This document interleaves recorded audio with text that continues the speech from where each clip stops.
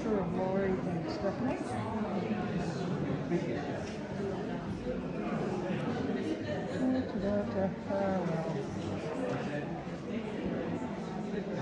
This is too complicated a password. There we go.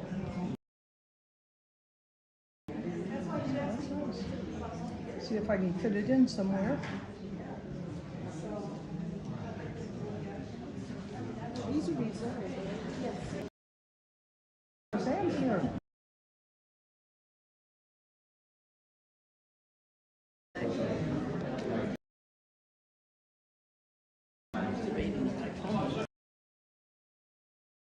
My goodness.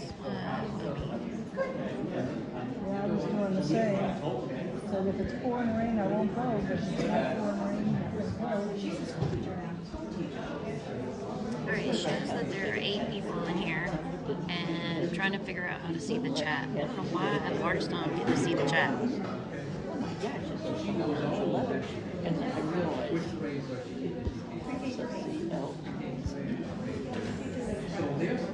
I just chatted to myself, it makes sense. and I can't see it. Why is that so freaking hard? Oh, this is irritating. I think I've got mine turned off.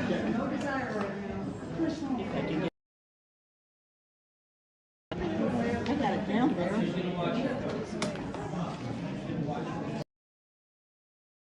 Back, so. Better. Oh, found it. I'm live streaming, so I can scoot over a little bit if it. Oh, you're fine. Okay. Just checking if I'm talking out Good loud. luck. Good luck with your live streaming. Yeah, we'll see if it'll stay on. I wish I had. I went to buy a little handheld thing, but I got the wrong thing. So I just got to figure it out today. You know, once they get started, you might want to see if you can Stand over. And maybe have a better. And I'm waiting on the.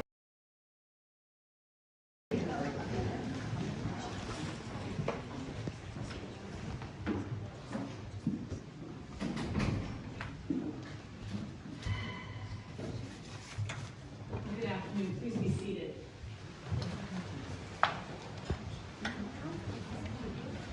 On behalf of the Foundation Board of Directors and all the service women and women veterans to whom this memorial you, and thank you so much for joining us. Good thing. On our 25th formal observance of Veterans Day. I'm retired Army Chief Warrant Officer 5, Phyllis Wilson, and proudly the president of the Military Women's Memorial Foundation.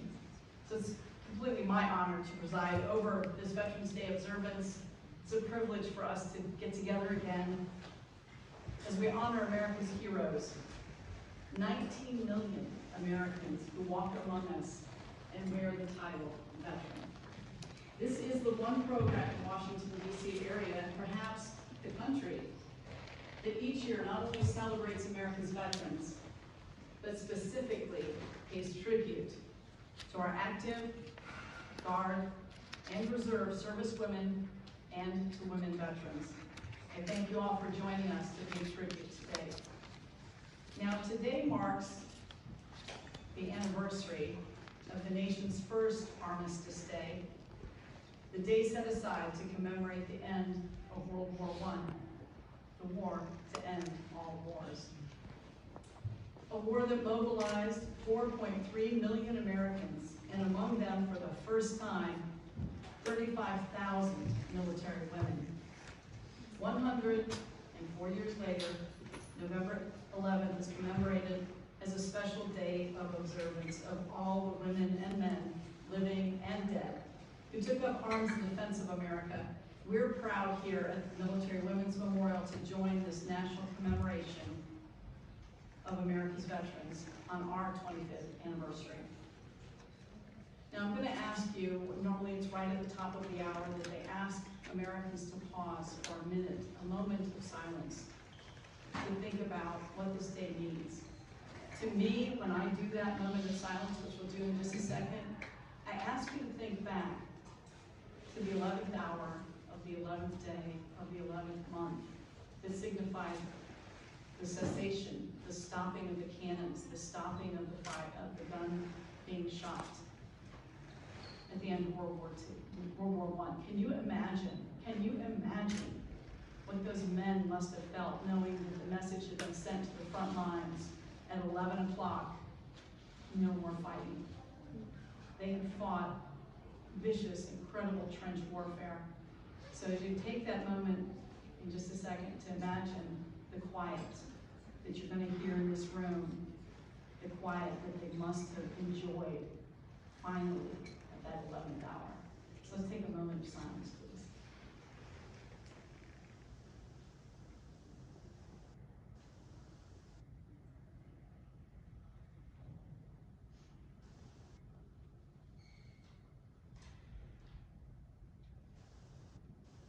No, we could only hope that that silence they heard, that silence they felt, was something in their minds was never going to happen again, need to cause the end of a war.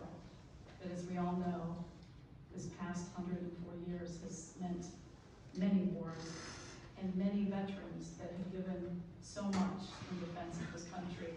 And even when we weren't at war, we'd like to argue that because of what the strength of our military was enough to cause other nations to decide we don't need to tangle with the United States of America. So whether you're a Cold War veteran, somebody that served in a combat zone, it does not matter. You raised your hand and said, I agree to defend this country with my life if need be. So thank you for being here with us this afternoon. And without further ado, please stand for the presentation of the colors by the Military District of Washington, U.S. Air Force Color Guard, followed by the national anthem, sung by Air Force Technical Sergeant Adrian Kling from the U.S. Air Force Band, and the invocation given by Air Force Chaplain Lieutenant Colonel Neosha Wilson. All hands, march!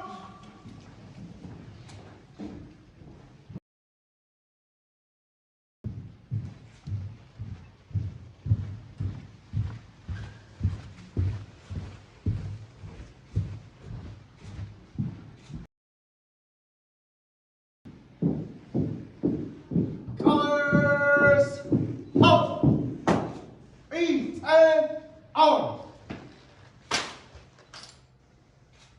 Oh, say, can you see by the dawn's early light what so proudly wheeled at the twilight's last gleaming, whose broad stripes and bright stars through the perilous fight o'er the ramparts we watched were so gallantly streaming, and the rockets rang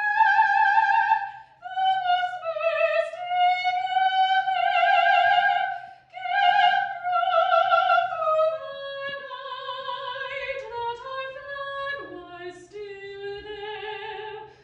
Oh, sweet as that star-spangled banner wave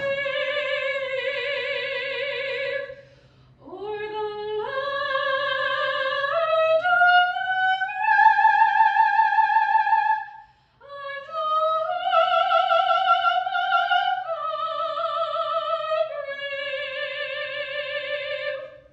All arms!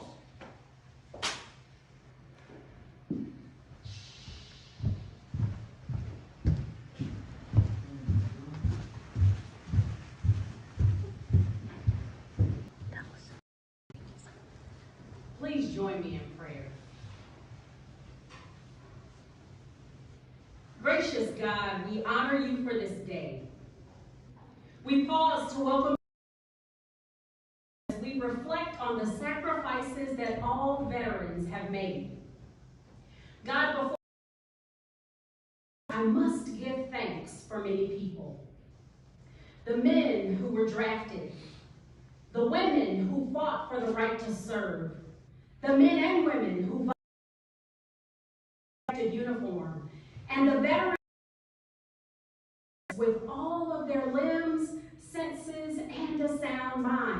yet exited the service with something missing, physically, mentally, and or relationally. Yet they still stand tall and consider it an honor, swearing or affirming to defend the from all enemies, foreign and domestic. God, I just want to say thank you for each of my brothers and sisters in the profession of arms. And God, since you are wherever we are, I ask you to touch every veteran today and give them assurance that their labor was not in vain. Give them assurance that the sacrifices they made matter, and remind as we honor veterans during that your peace will continue and your presence will give us the strength we need to keep moving forward together in defense of this great fight in all that we say and do. I feel like I was kind of in church just a moment ago. And Air Force Sergeant Quinn, with that voice,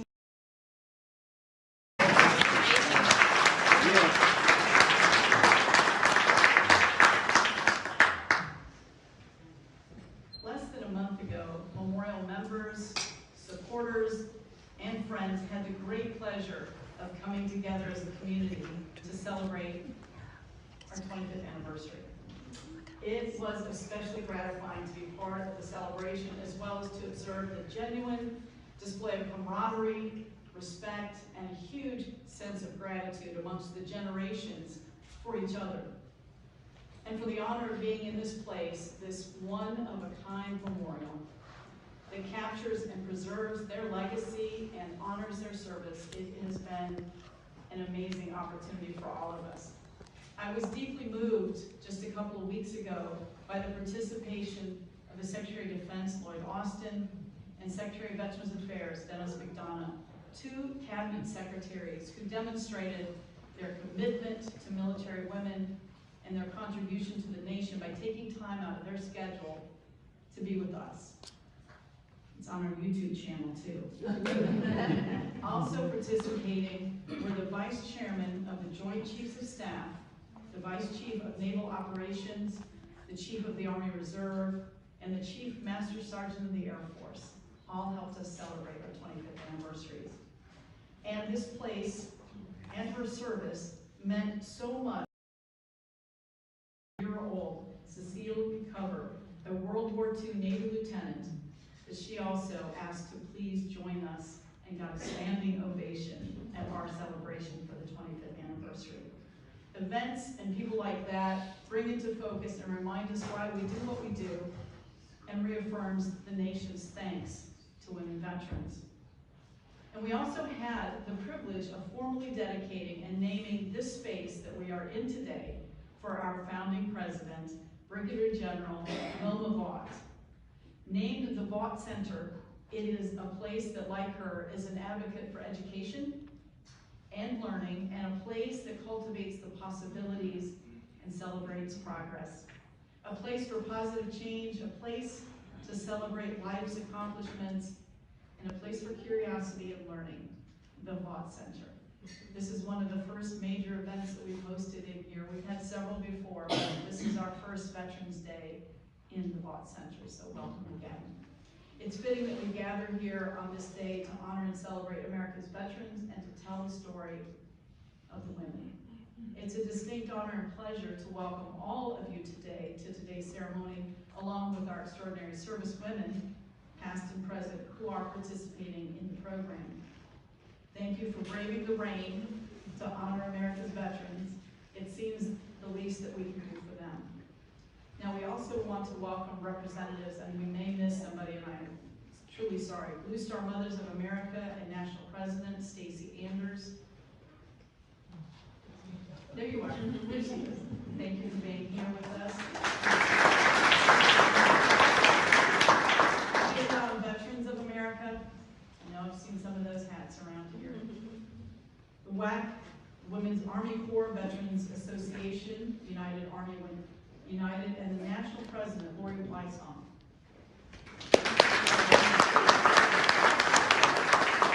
Air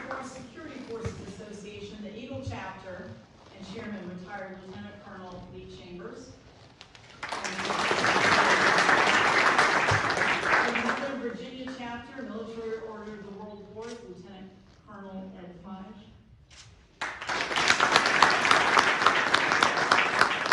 AMVETS and National Commander Don McLean.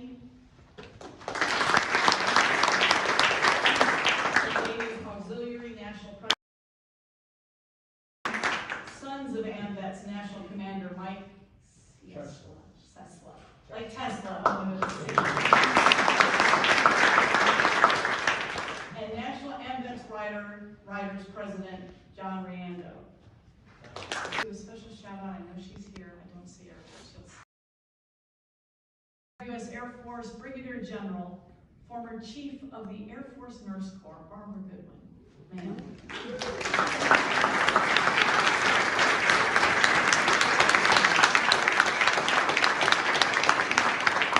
And a proud member of our board of directors. And other representatives of our veterans and military service organizations. Afterwards, and I do apologize. She was here earlier. She is the executive director of Army Cemeteries and cemetery to do what we do here. I'd like to welcome special guests, David McIntyre, President and CEO of Tri-West Healthcare Alliance, and his guest, former Texas Congressman Chet Edwards.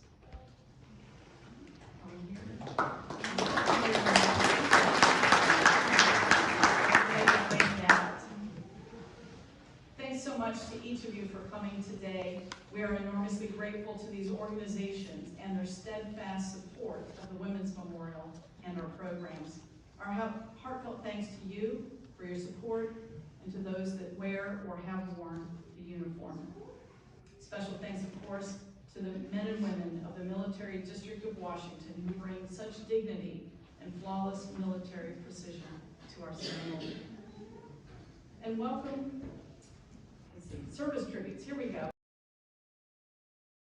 Get ready. At the memorial's groundbreaking ceremony in June of 1995, 27 years ago, a tradition began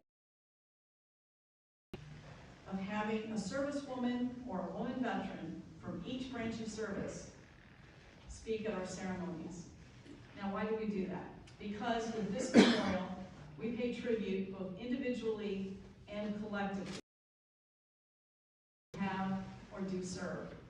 And who better to speak for them than one of them? Our first speaker today who will speak of her service to our country and what this day means is Linda Emerson. She was born at Ellsworth Air Force Base, South Dakota, and apparently that was not cold enough as her family soon moved to North Pole, Alaska, where she grew up and calls home. She is a 1990 graduate. Oh, there you go. She served in the Adjutant General Corps. Among her many jobs over her 26-year career, she served as a postal officer, a company commander, a recruiter, a budget officer, and comptroller. And during her deployment to Iraq, Linda served as an advisor to Iraq's senior personnel officer. She's a graduate of the Defense Equal Opportunity Management Institute, and she led the senior leader training team, providing diversity training to our service's senior leaders. She also served as the diversity officer at the U.S. Military Academy. When she retired in 2016, she was Chief Equal Opportunity Policy for the Department of the Army. Linda is the recipient of many awards and decorations, including the Legion of Merit. And since her retirement, she's a full-time volunteer serving on many boards and her church. Including the Girl Scouts, various veterans groups. So let's please welcome Lieutenant Colonel Linda Emerson.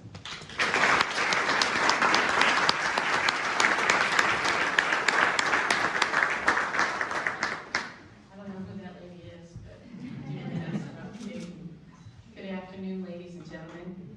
I am honored to be the Army speaker. I decided to attend the United States Military Academy when I was about 10 years old. I saw cadets on television. I went to the encyclopedia set, remember those, in my brother's room. And I looked up West Point. It said, see also, United States Military Academy. I pulled out the U book from the shelf, and And it said I had to be taller than I was, had to be heavier than I was, and I had to be a boy. When I was a rising high school senior, I visited the academy. I felt an aura about the place that told me you belong here. Maybe it was the humidity. Maybe it was the ghosts of the long green line. I applied, I was accepted. In reality, it was not that simple, but that is a longer story we do not have time for today. It's been said that the academy is a great place to be from, not necessarily to be at. Many aspects were demanded from me. Plebe swimming, also known as plebe drowning, was physically tough. International relations was academically tough. Serving in the United States Army. As an adjutant general's corps officer, I started out as a postal platoon leader. I strove to be the best platoon leader, period. For me, that meant focusing on my troops, caring for them, establishing a rest schedule during Operation Desert Shield, Desert Storm. We were in Germany, but we were just overwhelmed with mail, which actually also happened during the Christmas mailing season, so it was absolutely crazy. It meant working late, which meant working into tomorrow. There was so much mail headed to the desert from Nuremberg. Each pouch had to be decorated with multiple labels and tags to speed its delivery to its intended recipient. My husband, Jack, and I had only one car. He would come to the base post office to pick me up. I issued him a postal carrier card and put him to work. Serving means inspiring others to contribute. Years later, Colonel Ray Odierno, may he rest in peace, asked me, "Where are your spurs?" At the time, I was not assigned to the 1st Cavalry Division. I supported them. He remarked to Sergeant Major, "Sergeant Major, sign her up for the next spur walk." I didn't know what I was getting into. The spur walk was a 20-mile, all-night series of tests that measured a soldier's technical and tactical proficiency and the ability to lead and operate under stress. I was the pace count person for my team of Army Ranger artillerymen because my pace count and sense of direction were accurate. As the guest of the Dvordy commander, I received a certification that says, "Captain Emerson demonstrated his worthiness. He is authorized to wear his spurs during the remainder of his tenure."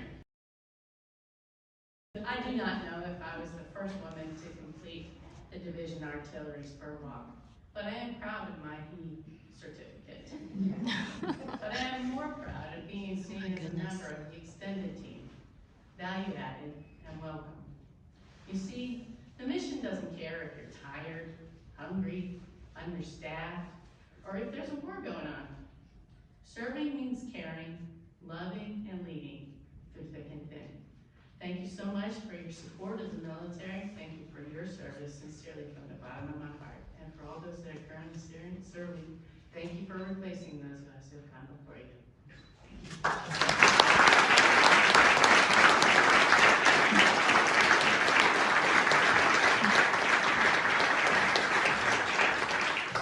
Now, anybody that knows me knows I'm really hard. I do that. I know.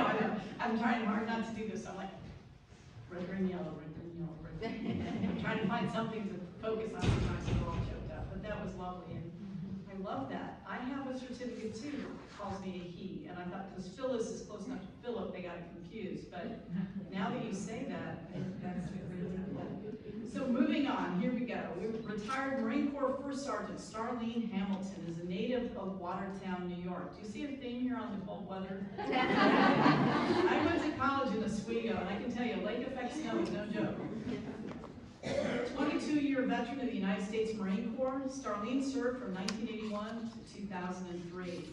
Those 22 years produced a variety of opportunities for Starlene, but took her to Hawaii, California, oh, there's and many other assignments. She served as a platoon leader, a drill instructor, and first sergeant. Woman drill instructor to wear the drill sergeant hat, the one that scares every one of us to this day, that hat. as a Marine. Security for the Bob Hope dinner. President Ford. In her spare time, track, field, and cross-country team.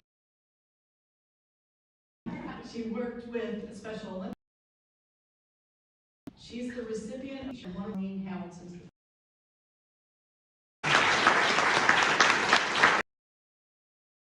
Y'all can see this because it's saying the transmission's not good.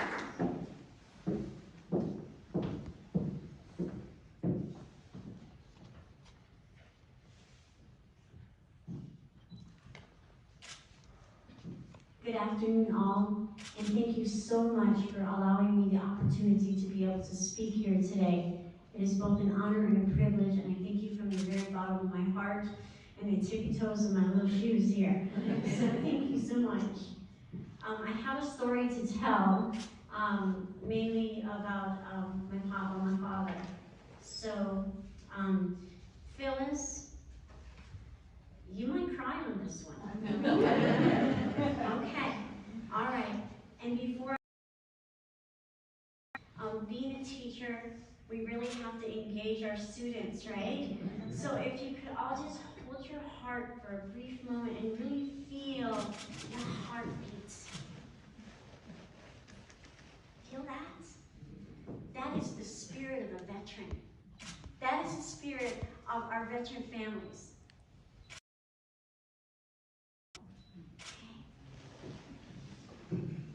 I fed him with a straw as if he were a frail, hurt baby bird. Tears rolled down my face and burned my cheeks as each drop fell into his mouth. 2 months had passed. Was the one with the blue. I desperately wanted my dad to be healthy again. Pain as he had done so many times for me. His mere presence alone was enough to always take away my pain. Why couldn't I do the same for him now? How could he be so brave, not knowing? Dad had never been to see a doctor, let alone been admitted to a hospital. And I clung helplessly to the doctor's arms when he said he couldn't save him. Why couldn't it be me lying in that bed? Why couldn't I make him well again? Such a wonderful. Why was a recipient of World War II?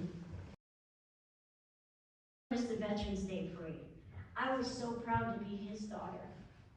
I remember watching him march down the street carrying our nation's flag. My children and my Marines, I selfishly told him, no, you can't leave me. Dad just smiled with what little energy his body had left and said, Staff Sergeant. Children, as I was a father to you, as brave a soldier, and let God do the rest. Stillness fell over the sterile white hospital smell-filled room. His words breaking my heart, he whispered once more, my angel, wear your blues one more time for me. Angels don't look pretty in black. I fell asleep in the tear-soaked sheet as he laid his comforting hand on my head.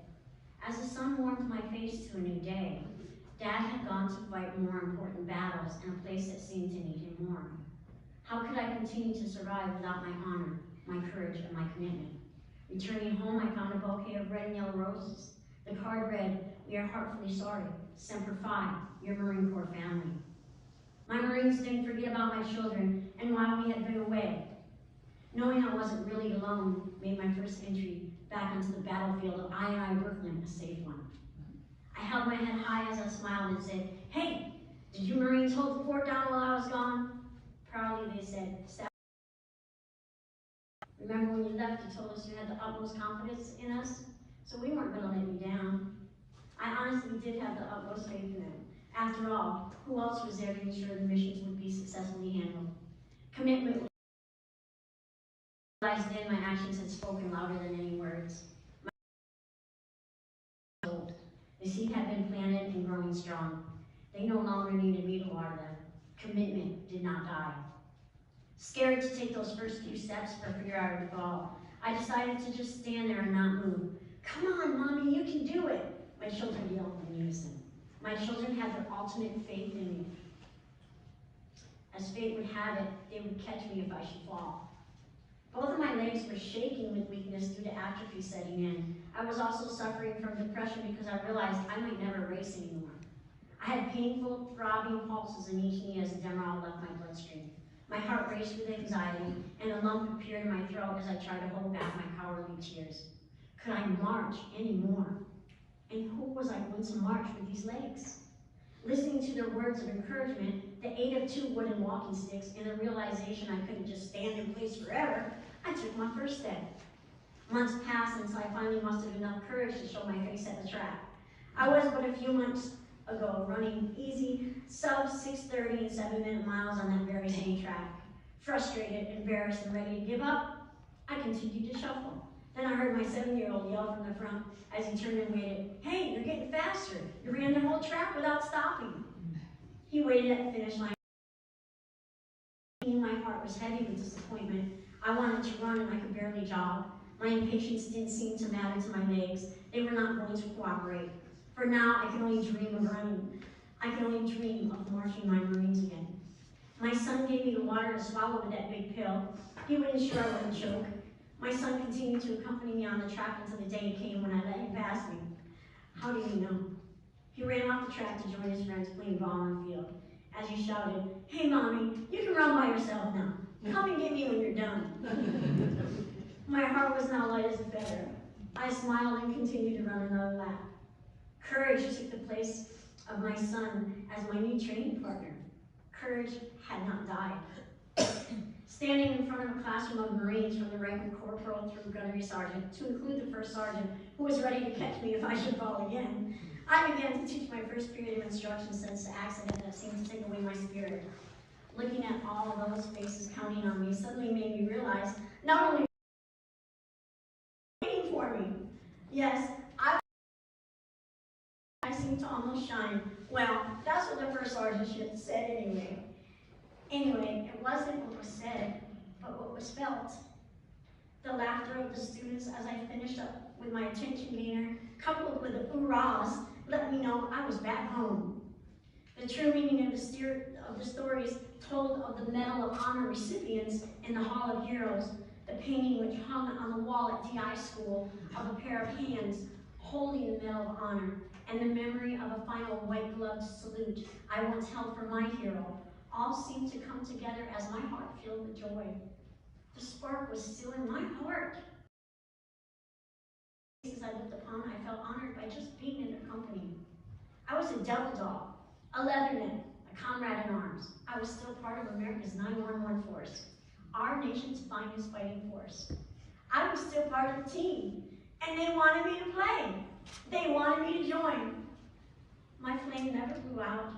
Honor did not die. Standing alone, each of these words to a veteran, honor, courage, and commitment, have extreme meaning. In unison, these words are our family. Just like all of us here, we are a family, and this is what we do. We're here for each other, and I thank you for being here for all of us today. Each day with honor and courage and commitment, your belief in God will stay strong, your family will always believe in you, and you'll always be a brave defender of our beautiful nation. I still fight losing battles on a daily basis. I still have a hard time getting back up when I fall. But you know what? I still live. I did not die. I did not die like so many others who have lost their families. I did not have to leave my children without a mother. With God's blessing, an angel under my feet, and a dress blue uniform to wear, even after retiring almost 20 years ago. I hope someday, maybe we'll see each other at the celebration of the next Marine Corps birthday as well. I think we'll be 248 then. And my goodness, if there's any Marines in here, you sure are looking good. I would only ask that all of us keep that honor, that courage, and that commitment. Because at one point, I know that I followed somebody else, and I would certainly certainly be honored and privileged to follow any veteran and any family of any veteran in this room and throughout the world. Thank you so much.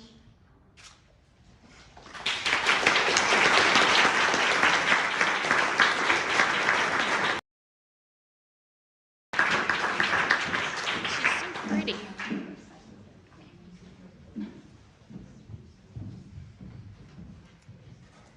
Thank you very much. It has been brought to my attention that I made a serious, and I am very sorry,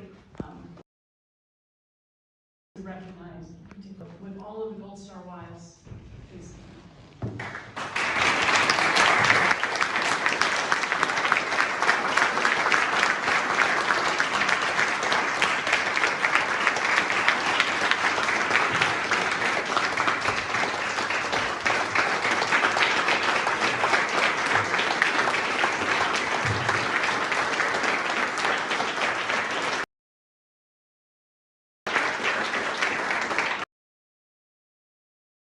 Now we're going to do this one more time after everybody is seated. Anybody who is a Gold Star family member, please stand up.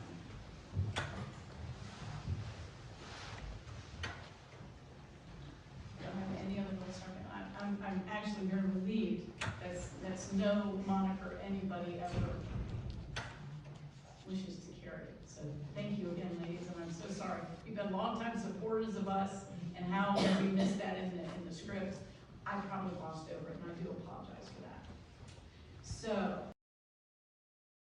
Senior Chief Petty Officer Tabitha Brown. Information Systems Technician, Senior Chief Petty Officer Tabitha Brown. That is a mouthful right there. She's a native of Cincinnati. Joining the Navy in 2003, she attended base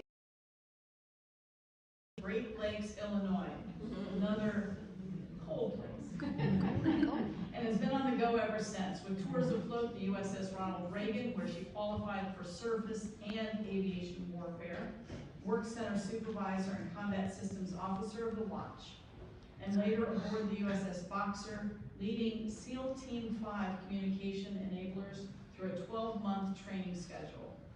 And she did it so well, she was hand-selected to lead a department managing 30 sailors and $313 million worth of equipment. She was assigned at Striking Forces NATO in Lisbon, Portugal, where she was a lead communicator, and later at Cyber Defense Activity 64 at Fort Meade, Maryland, as the division leading Senior Chief Petty Officer and Risk Management Framework Subject Matter Expert for Defensive Cyber Operations. You're killing me. Today, she serves as the Operations Leading Chief Petty Officer and Support Communications Executive Support. Awards and decorations are 3 awards. Please welcome that really long title, Information Systems Technician, Senior Chief Petty Officer Ted.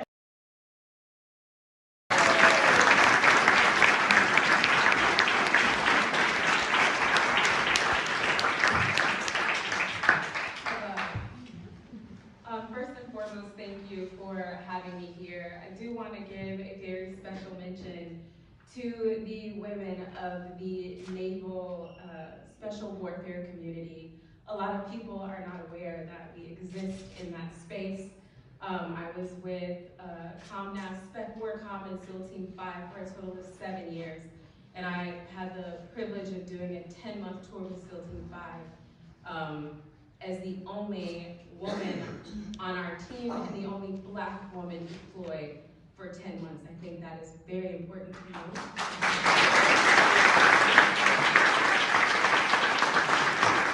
And so now the speech part.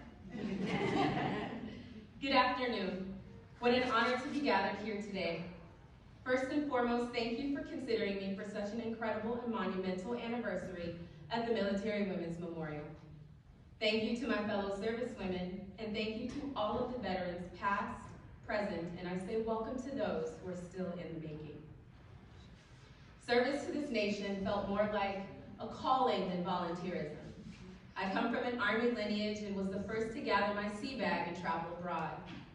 No one could have told me 19 years and 10 months later, I'd be standing here today as a senior chief in the United States Navy, addressing all of you. To the young woman who packed her bags in Cincinnati, Ohio, and took a chance, congrats, you did it, kid. When considering my remarks today, I had two very important people on my mind. My grandfather, James R. Brown, an Army veteran from World War II and Buffalo soldier. And my sister in arms, Senior Chief Shannon Kent, an incredible leader, woman, loved one, and American. During my time in service, I was blessed to have my grandfather, whole of mind and spirit, to reflect on the many challenges I've had throughout my career. My grandfather, a man who served his country and fought for the rights and freedoms of others,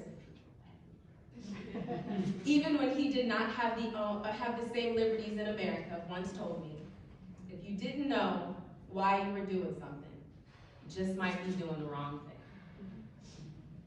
Every day, service members across this nation wake up to a higher calling, a knowing, and a willing heart to give our last for this great nation, its tenets, the Constitution, but most importantly, all of you. It is a sobering thought. It is one I charge my sailors with acknowledging every day. I'm known to take a bit of the long road, explaining the nuances of things, so I'll say this.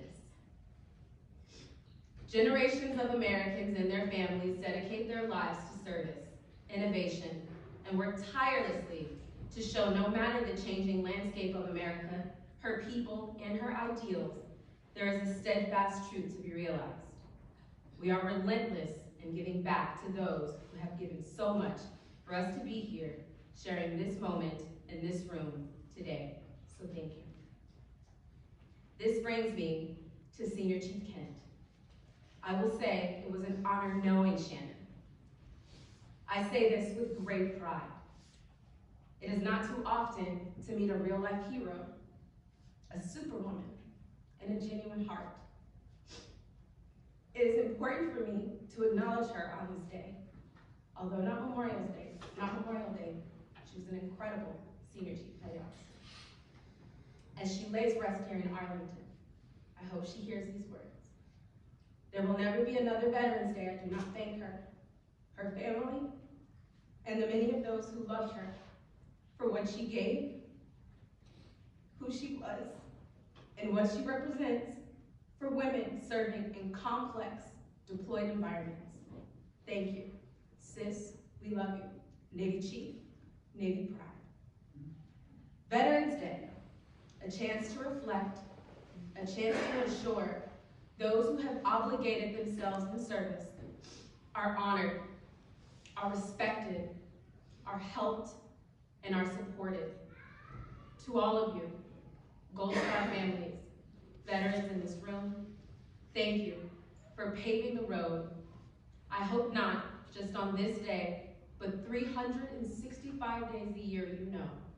We work relentlessly to make you proud. Happy Veterans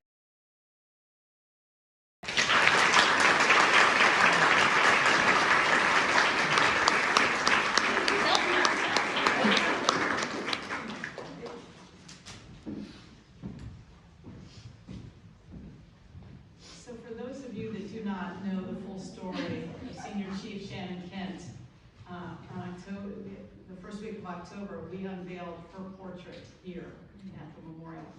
In 2010, she was the Department of Defense Linguist of the Year. She was an amazing, amazing woman, an amazing Navy NCO. She left behind at the age of 35, killed in Syria in January of 2019, two little boys, ages 1 and 3 at the time.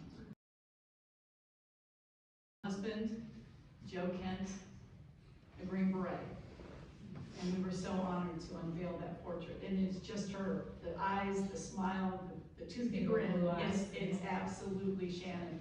And that's to that point, we tell stories individually, but then collectively.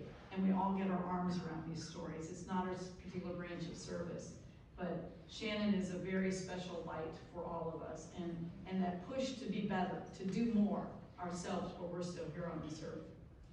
Next, we have a native Michigander, former Air Force Staff Sergeant, Candy Mitchell. She served in the Air Force from 1998 to 2006 as an air traffic controller. She was a distinguished graduate in training, and just 2 years after arriving at her first duty station, received the Air Traffic Controller of the Year award. During her service, she trained and certified more than 60 other air traffic controllers. A combat veteran, she deployed during Iraq's first democratic election in more than 50 years. Her work there ensured the safe arrival of election materials, proper timing given this country, right? Supplies and support personnel. She supervised the flight of first Iraqi Air Force training squadrons after Saddam Hussein's fall in 2003. An honored graduate from Embry-Riddle Aeronautical University while on active duty, she since has been a project manager, safety analyst, and airspace designer, and is currently enrolled in a Geographic Information Systems graduate program. Among her many awards is the Air Force Commendation Medal. And since 2020, Candy has served as a Military Women's Memorial outreach volunteer, assisting us in increasing public awareness and helping women veterans with registration in our digital space. An Air Force family, Candy's husband is an Air Force veteran. Her oldest son is in the Air National Guard, and her youngest son is a high school junior ROTC cadet. Please welcome one of our ambassadors, please, Candy Mitchell.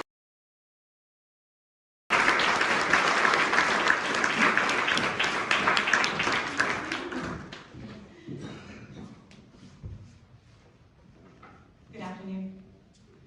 I have a confession. I'm an ambassador for the Military Women's Memorial, and following all of that, I'm struggling a little bit with imposter syndrome. I stand here today among some of the brightest, strongest women on the planet, and I am truly humbled by that. Thank you for inviting me to speak today. I do not come from a family line of military service, but by happenstance, I started my own. I always knew I would leave my small Midwest hometown, but I planned to go to college. I would be the first person in my family to do so, but after my freshman year, I decided the major I had chosen was not for me, and I didn't know what I wanted to do. The student debt was piling up without a clear goal. I enlisted in the U.S. Air Force, the only person in my immediate family of 7, and the first woman in my entire family history to serve our country. I have always been headstrong. I didn't always know where I was going, but I always knew I was going somewhere. Fresh out of basic training, I was even more bold and certain. I was assigned to an all-male crew in an air traffic control tower that had not had trainees in a very long time. I'm sure I ruffled a few feathers. In fact, I garnered the attention of one senior female supervisor who absolutely terrified me. She was the chief of training, and they called her the Ass. Not long after my arrival, she suddenly disappeared. To my relief, I learned she'd been deployed. My number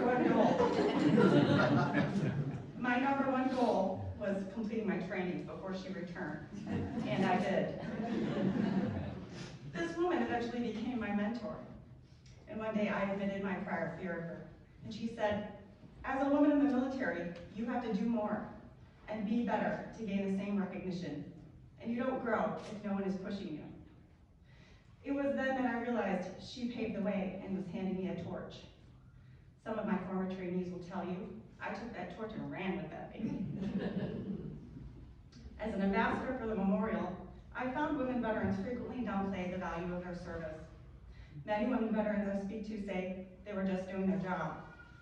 For years after I left active duty, I did the same thing, until I found this place. And here's what I've learned, and what I share with those women veterans I meet. Effect. Take a moment to think about your service. Can you remember every person you interacted with, the impact you had on them? We know barriers do not just come down for us. It takes time and effort to affect real change, And every second of your service has helped us all progress forward. You may not have many medals, you may have only served a short time, but just by the mere act of raising your you have nudged those doors open a little wider, and your stories inspire other women to do the same. We may not be able to measure the value of every woman's individual service, but over time, we can clearly see the impact. On Veterans Day, I reflect on that. I got here today because of women veterans before me. They say your calling is the merging of a few elements, doing what you're good at, doing something the world needs, and being valued for doing the work. My military service taught me that I could times I feel like I've lived 1,000 different lives, seeing a new facet of myself each time. Most of all, I learned that your calling may change throughout your life, and being adaptable and accepting of that will allow you to grow into something you never imagined. The mission of this memorial, to tell our stories to the world, is one of my callings. When I first found this amazing place, I never imagined I'd be standing here, but I'm grateful to have had the chance to share part of my story with all of you today, and to help. I served 8 years on active duty, and it was an honor. I am just as honored to serve this memorial as an ambassador, and I hope it inspires. Be that domino. Share your stories of service, especially on Veterans Day. Thank you.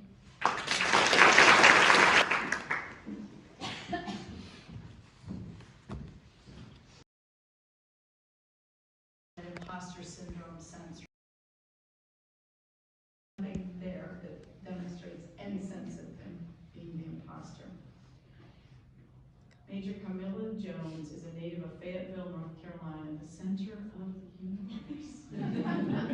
A graduate of the U.S. Air Force Academy, where she earned a Bachelor of Science degree in biology. She was commissioned into the Air Force in 2011. Her career in the Air Force included serving as an intercontinental ballistic missile instructor, an assistant flight commander, a global positioning system flight commander, and Space Delta Deputy Chief of Standardization and Evaluation. What is it about these titles? Holy smokes. She commissioned into the United States Space Force in 2020 and served as an inaugural Space Duty Officer of the Space Force Service Watch Cell at Headquarters, United States Space Force. Today, she serves as the executive staff of the U.S. Space Force Headquarters of the Pentagon. I'm hopeful she will tell you more about whom she has the privilege of being an exo for. She also serves as a representative of the U.S. Air Force Training Corps as an admissions liaison, reaching out to potential applicants. Among her awards include the Meritorious Service Medal. Please welcome Major Jones.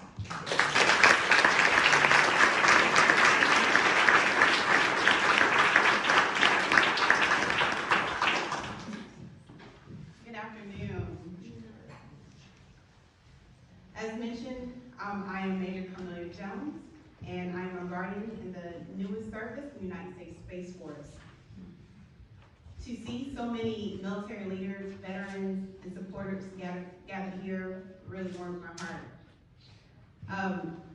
And I'm honored to stand alongside so many bravest hearts and minds today. As I put on my uniform in preparation for today, I cannot help but think of generations of servicemen and women that in wearing the military uniform gave much in dedication to this great nation. Those like the 850 Black women of the 6th AAA, serving mail and morale to troops and during World War II, up to recently with the 1st Air Force Academy cadets commissioned in the Space Force during a global pandemic in 2020. Veterans are woven in the democratic fabric of America. Speaking of fabric, what honestly piqued my interest to join the military were the uniforms I saw my mother's co-workers wear daily at Pope Air Force Base in Fayetteville, North Carolina. And pristine buttons caught my attention at a young age.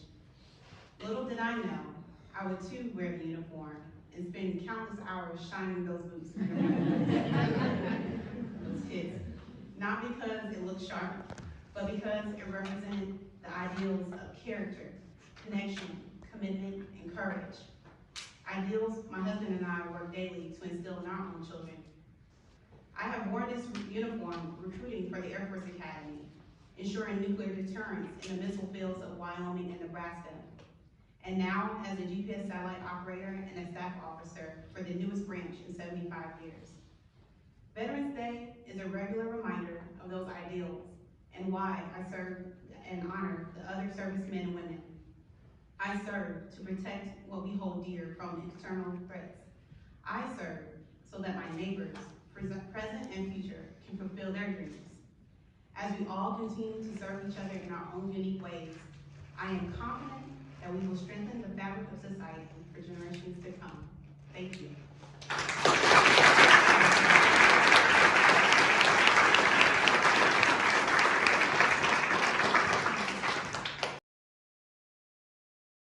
And the last of our branches that we will Roth McDonald, a yeoman in the finding warmer fires, right?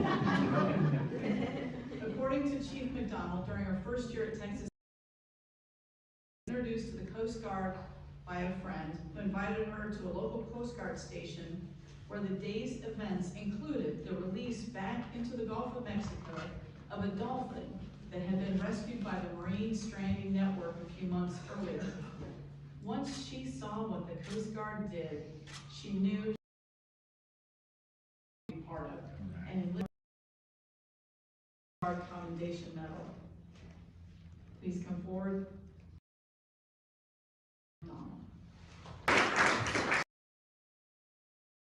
She is also one of our most valuable staff members. Maura, thank you so much for everything that you do here at the memorial, as well as what you do with the Coast Guard.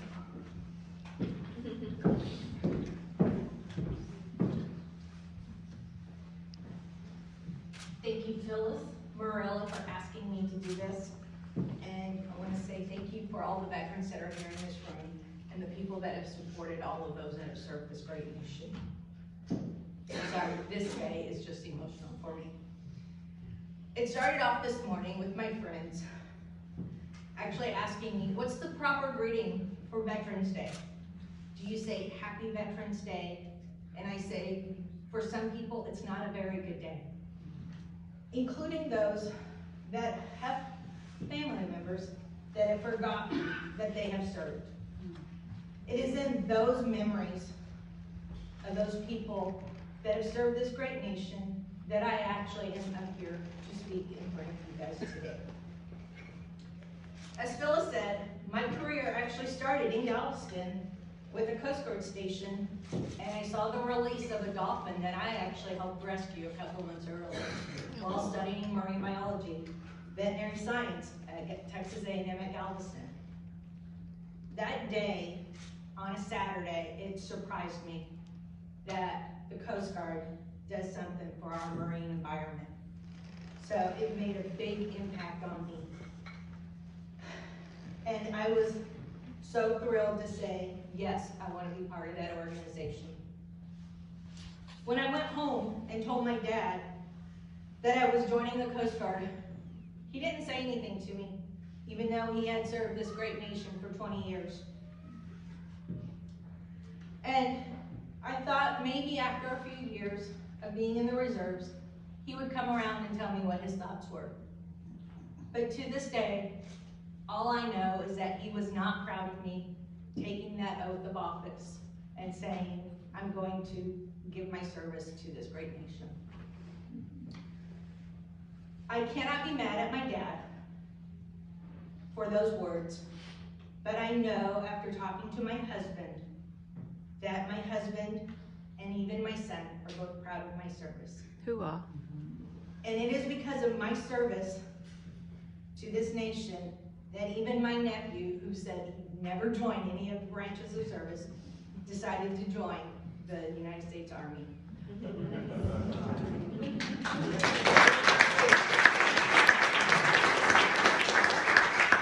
Since the American Revolution, we have had someone serve for this great nation in any branch of service possible.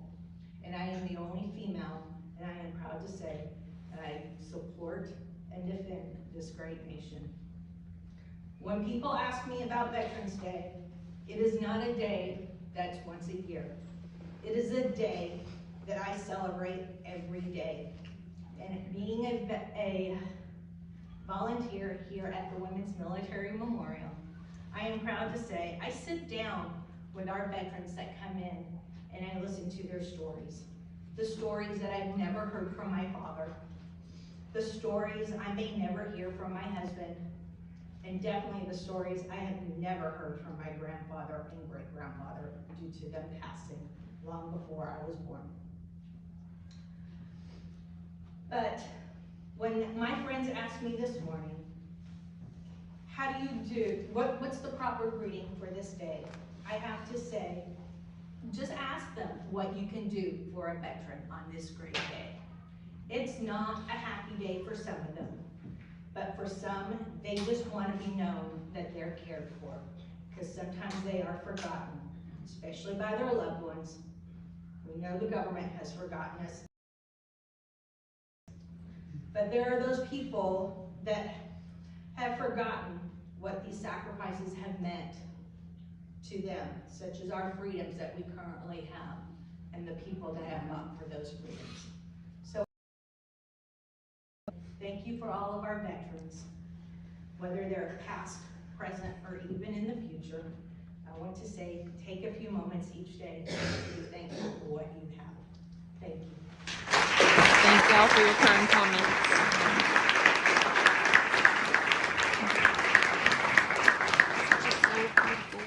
Thank you so much. Well, it is my distinct honor and privilege to introduce our keynote speaker today, retired Army Major General Jan Edmonds.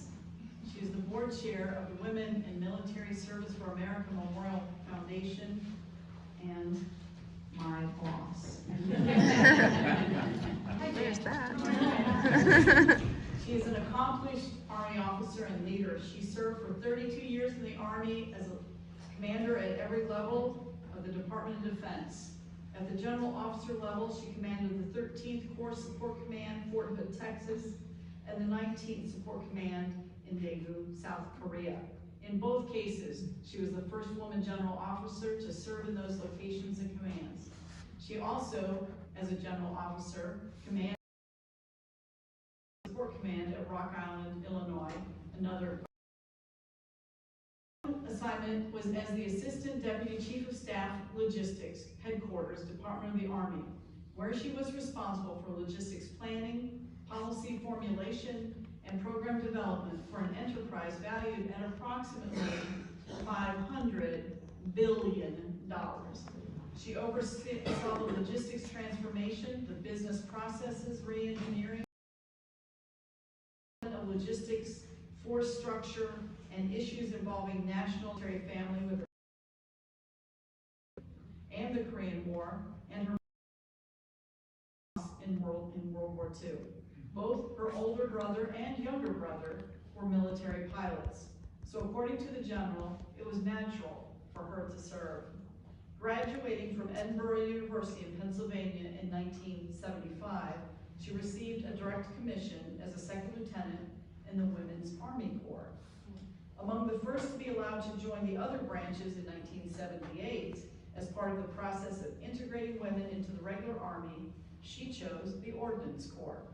In addition to her numerous senior level commands, during her career, she served in a variety of positions: maintenance officer, staff officer, assignments officer, and a special assistant, as well as command across every level of the Army. Today, she serves on numerous boards and is a consultant in the defense and aerospace industry. She has been serving as the very capable board chair of the Foundation's board since 2017. Please join me in welcoming Major General Jan Edmonds to the podium.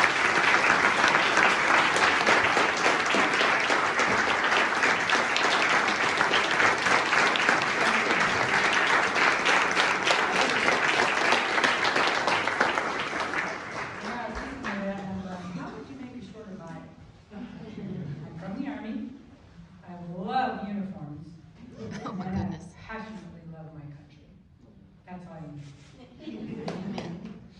I was watching everybody come up to do their remarks, and you can tell what generation a person is from based on what tool they're using. So, she used a cell phone, she used an iPad, and I'm not sure if I knew my own. And when you listen to these 5, 6 women talk, you wonder why you need a keynote, because their stories are so amazing. I'm continually reminded by that what we do here at the Military Women's Memorial to capture those stories is so important. That telling all of these stories are essential to the nation's understanding of what the contributions are of our women patriots.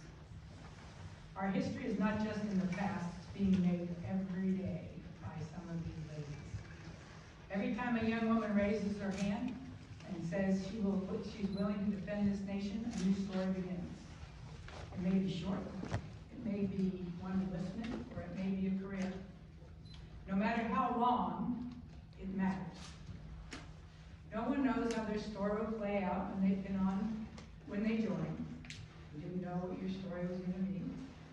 Whether we be the first of this or the first of that. None of us begin our journey thinking we'll become famous. We all join for different reasons. Some to get away from something, some for education, some to grow up and be something new. No matter the reason we join, we all become something different. And by the end of our service, we learn about the importance of service and of our teammates, and we miss them when we leave. All of us begin as ordinary people who do extraordinary things for their country. This is a Veterans Day, not Memorial Day, but I feel like it's important to recognize someone extraordinary who was not a veteran, but to whom women veterans owe a lot. Former Secretary of Defense Ash Carter, who passed away suddenly last month. He was younger than me. He had a tremendous impact on the lives of everyone in the military, not just military women. As Deputy Undersecretary of Defense for Acquisition, he spearheaded development of the mine-resistant ambush protective vehicle, something we desperately needed because so many people were being injured and killed in Iraq and Afghanistan because we had nothing in our inventory that could stand up to those kinds of attacks. That was the fastest acquisition effort I had seen in the 32 years I'd been in the military. But innovation like that was necessary. And maybe some of the people that are here in this room today were actually saved by that innovation.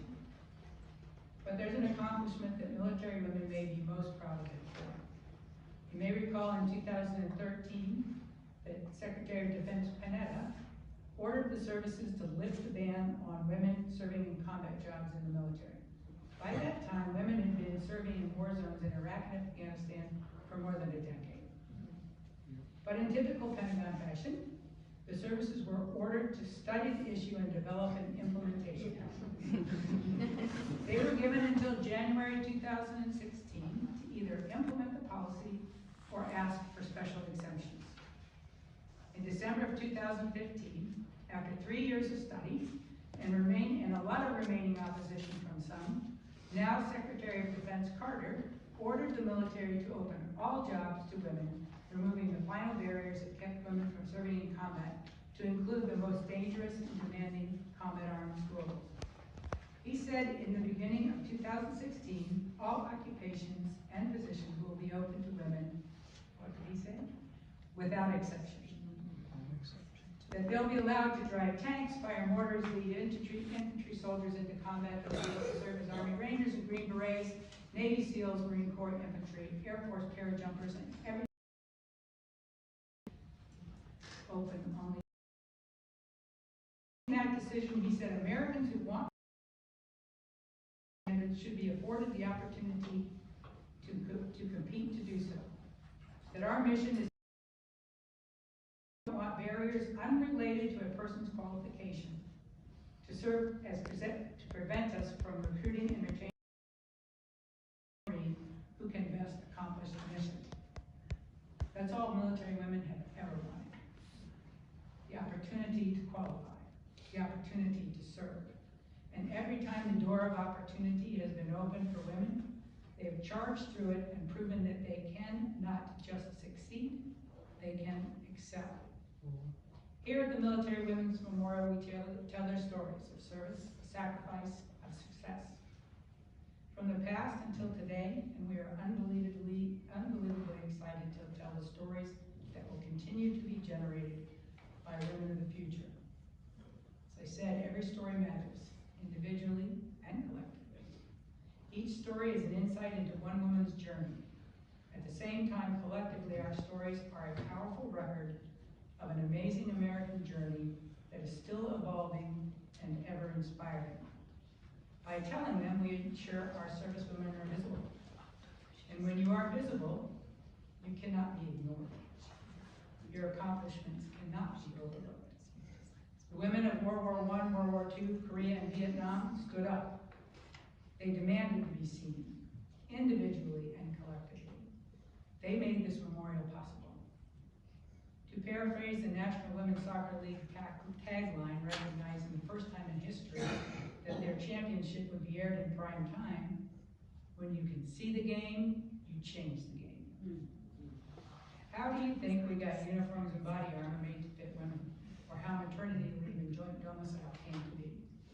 Where would servicewomen with families be if in 1973 Air Force Officer Sharon Quintero had not been willing to stand up and shine a light on the fact that her husband had been denied housing and medical benefits that female spouses of airmen get automatically?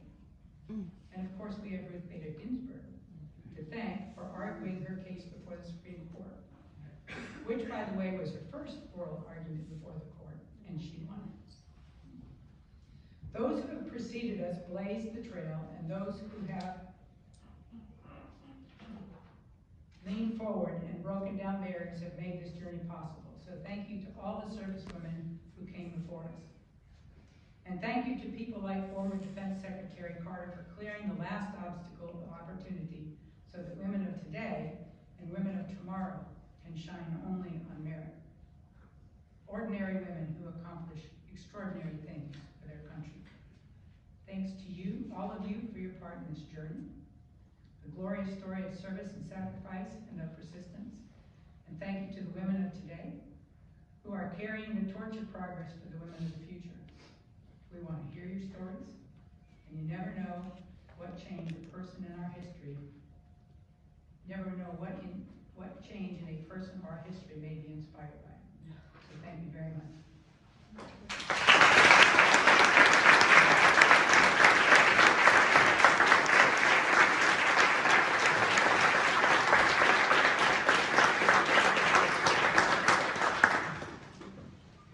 It was just brought to my attention, it seemed appropriate. I want to share this story. She showed me, this is, for anybody that doesn't know, this is how we tell each woman's story. We have 304,000 of these. This lovely lady is 99 years old, and her daughter brought this to me and said, can you give her a shout out? She said, yes, of course. And I can, and I will. Petty Officer First Class Edith Joy Casino, Navy Waves, 1943 to 1946.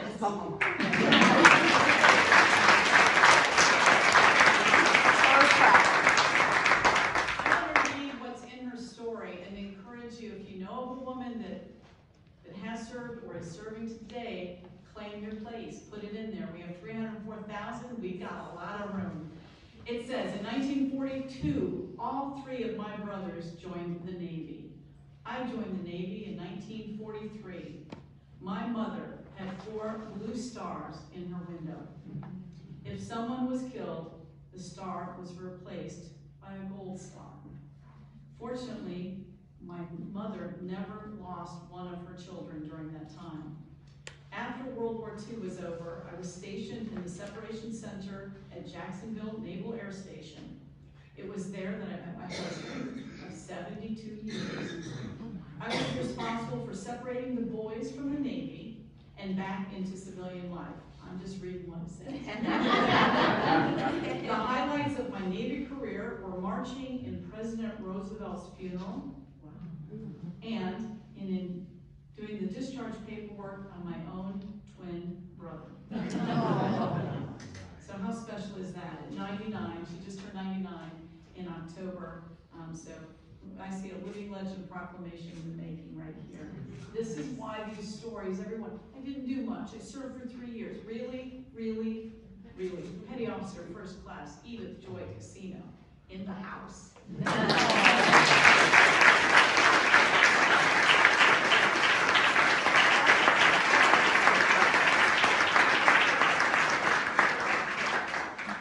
I've never done this before, but my mom's been a speaker since she was like 30 years old, okay? She's now 99.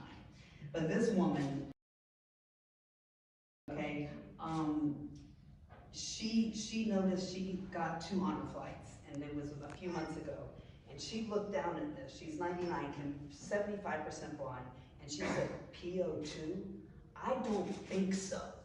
I'm PO1. And this is why I did this today. I've come here to do this, to get this, because she was on the honor flight just a couple months ago. But when she said about the twin brother, my husband here is standing here, and I can't believe I'm doing this because I've never done anything like this before. My mom is the speaker. But my mom worked in NAS. I'm the baby of 6.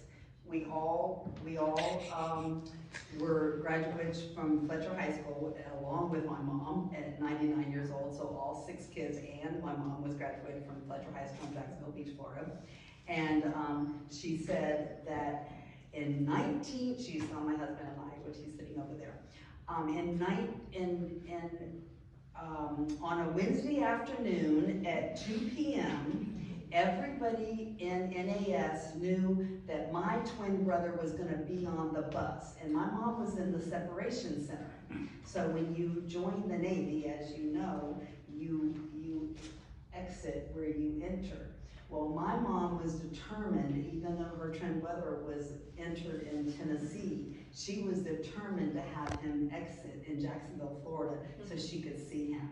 And everybody in the NAS knew that her twin brother was going to be on that bus at 2 o'clock on a Wednesday afternoon. And my mom just recently told us that story. And she's 99 years old. So it's just been really special. So thank you for letting me share that.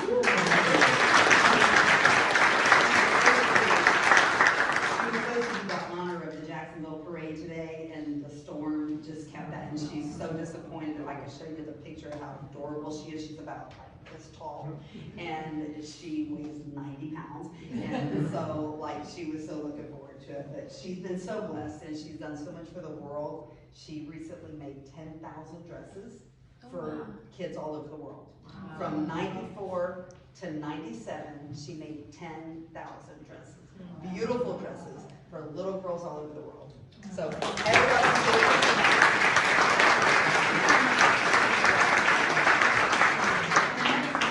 lovely photos. The World War II era photos, in my estimation, are the very best. And she's lovely. She's got this massive bow on the top of it. And so even the casino, you can look her up in our database. We're moving on to the wreath lanes. Okay, I'm sorry. Every Veterans Day, we're honored to have several of our veteran organizations and veteran service organizations place a wreath during our formal ceremony. At this time, I'll ask the representatives from each of the organizations to present their wreath. First is the Air Force Security Force Association Eagle Chapter. The wreath is placed by chapter members, retired Air Force Master Sergeant Rachel, got a V-I-S, is it silent, this, or this? Got it. Got it. And Matthew, why do you do this to me? I still love you, but I cannot say that last name, Wojciechowski. All right. Led by retired Air Force Lieutenant Colonel Lee Chambers, the Eagle Chapter always assures a wreath is placed in honor and memory of the Air Force security women who made the ultimate sacrifice at both our Veterans and Memorial Day programs. Thank you so much. Next is the Women's Army Corps Veterans Association, Army Women United. The wreath is placed by National President, retired Army CW3, Lorenzo Lori Weisson, and members of the Honor Guard team. I'm a member of that organization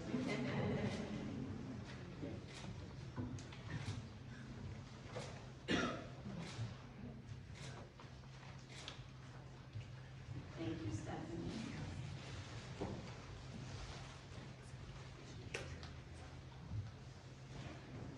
Our third wreath is from the Military Order of the World War, Northern Virginia chapter, and will be placed by, actually, the Vice Commander of the Northern Virginia chapter, retired Army Lieutenant Colonel Ed Wise.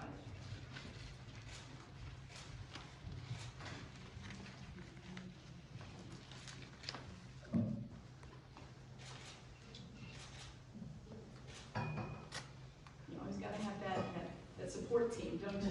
That's why I bring my public information. And now, the AMVETS wreath will be placed by Lady.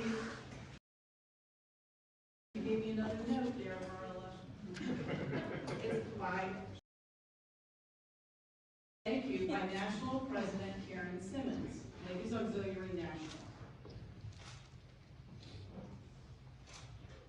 I like the blue, Karen. It's pretty.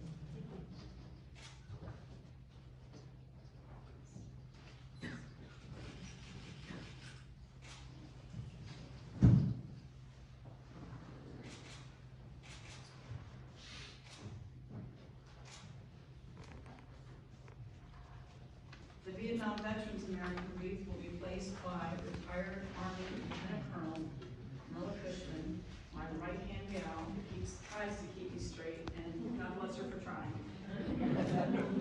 She is Representing the national leadership of the VBA.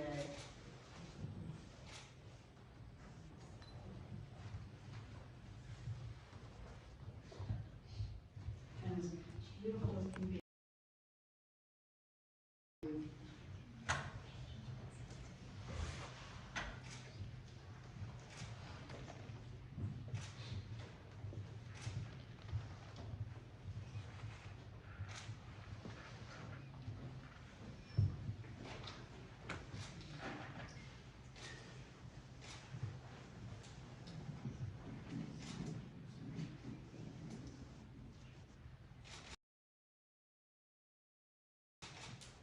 I like that clicking sound. Are we good? Thank you ladies so much for bringing me that wreath. Like it says, I'm following my script, Marilla, I hope you're keeping me straight, ladies. Lastly, let me call Miss Stacy Andrews, Blue Star Mothers of America, National President, to the podium. Do you love the little, where we inserted your Edith Joy Casino Blue Star in World War II? Awesome. Well, along with me, my envelope is soaking wet, but we present this to you for all your service and everything that. It's wet, but it's in there. But we're honored, and we have lots and lots of military moms that are in our organization that are very honored to have us be a part of this.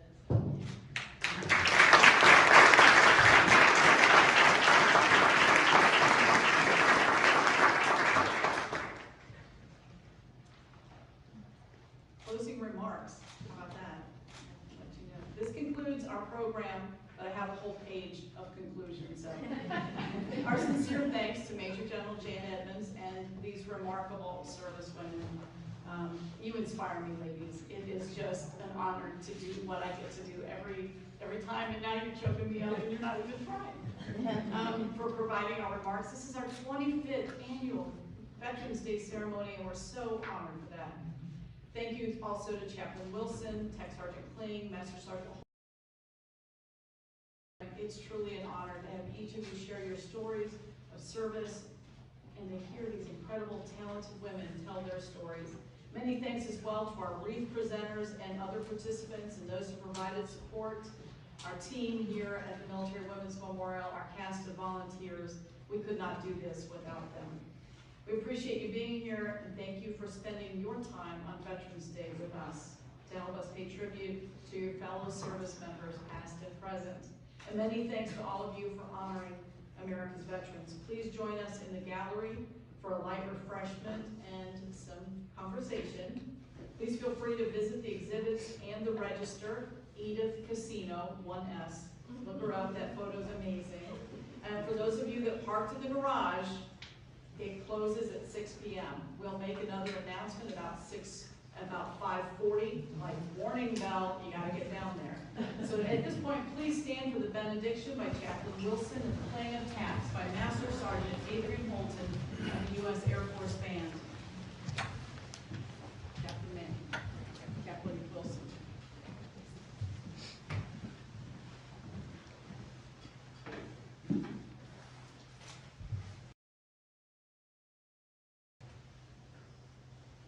Please join me in prayer.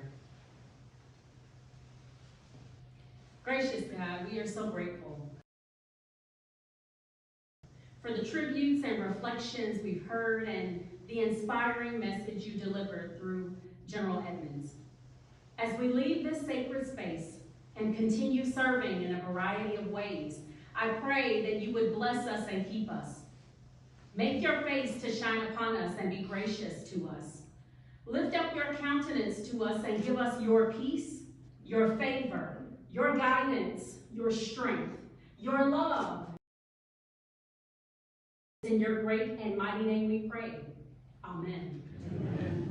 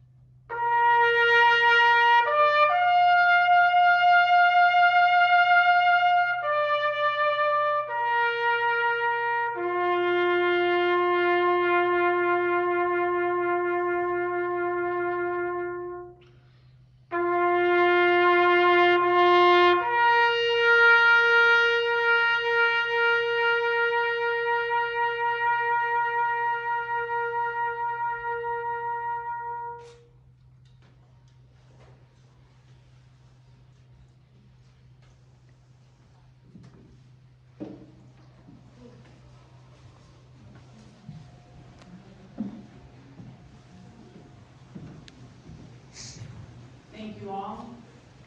Enjoy the rest of Veterans Day, and please join us through either doorway for refreshments.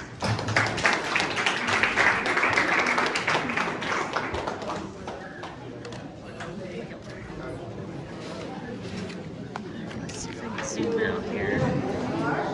It'd be nice if I could zoom out. There we go. Better.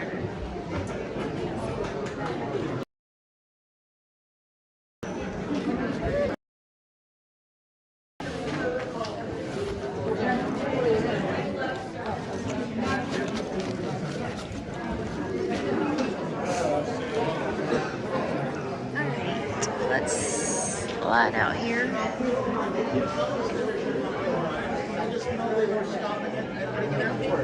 So I lost a half hour.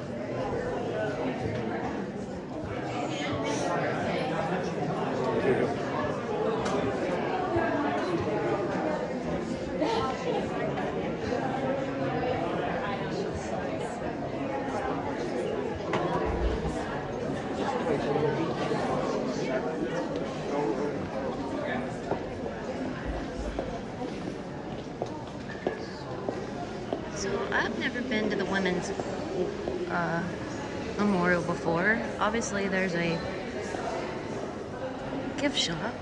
I'm not sure how you actually go in. So let's just wander around here and see what we can figure out. I have this alarm that still comes on at 4:30 every day, as if I had a job. I'm trying to put my umbrella up. I get emotional a little bit. These stories are so miraculous. They're so amazing.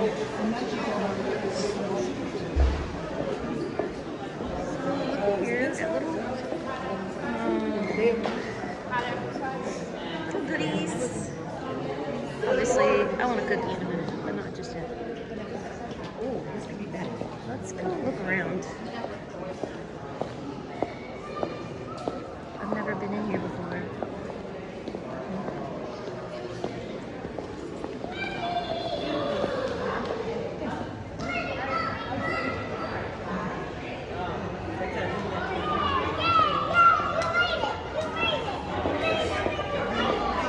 That's not the right way.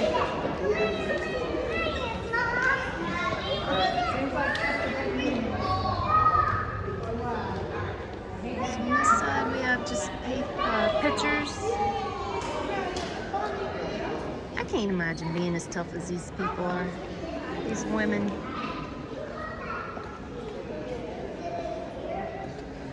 I could have been, could have very well been. Somehow I just became a mom.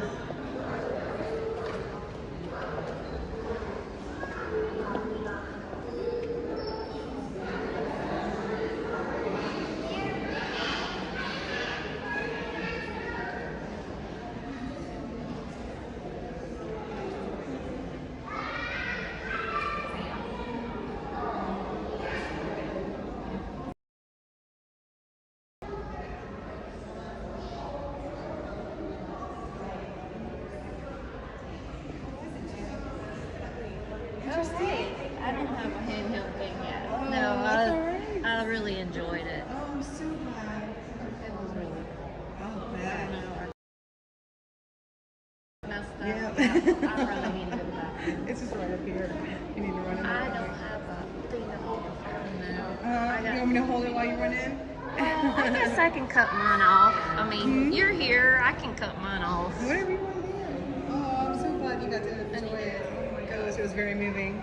Well, I felt like it was. Well, yes, I really you're a enjoyed veteran. It. Well, So you guys, Jen's in the house. hi, my makeup's a little messed up. No, actually you fixed it. It's better. Yeah, it's okay now. Yeah. These people are just amazing. I just I just took a peek and I saw, oh my gosh, we got. It's just amazing. And then the lady who sung the anthem, oh my gosh, it was amazing. Oh, awesome. I'm so I've never been in here. I don't know if it keeps going. Well, let's take a look. You want to? Yeah, as long as you say my makeup will do for now. Yeah, the nasal curl. Yeah, I kind of, that one eye keeps tearing up.